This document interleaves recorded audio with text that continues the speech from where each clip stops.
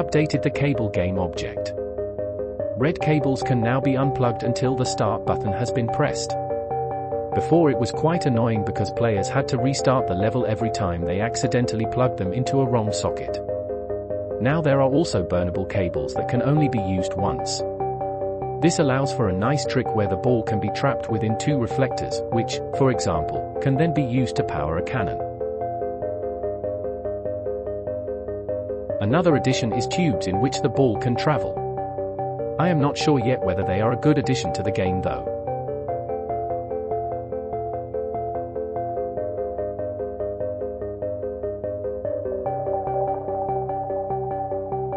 It turned out to be overcomplicated to create more complex levels. So I created a new object that behaves essentially like a switch. Whenever this switch gets activated, it will try to plug itself into any available sockets and then call their respective functions.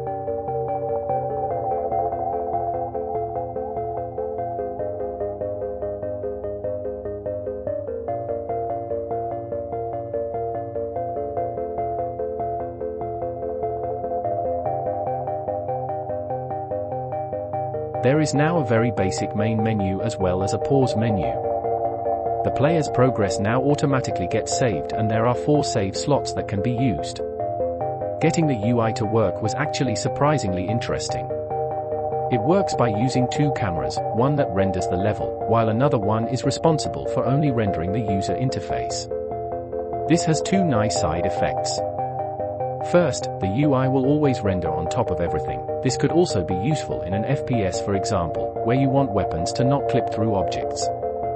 And second, on pausing the game, I change the depth of the cameras, which then causes all ray casting to switch from the main camera to the UI camera.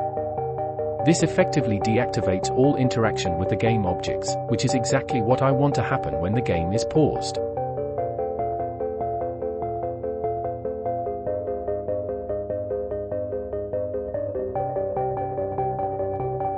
I figured out how to use the profiler in Unity. This helped me to identify a performance issue. The cable script updated the cable mesh even if it wasn't necessary.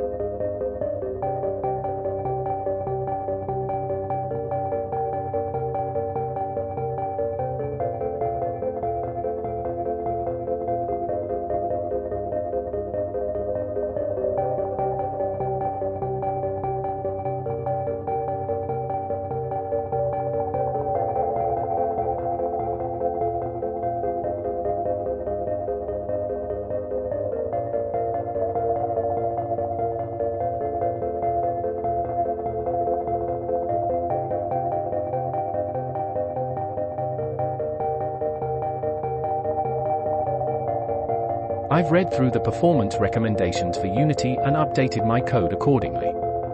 I mainly removed empty callback methods and removed unnecessary calls of getComponent wherever possible. In total, the game runs a lot better now.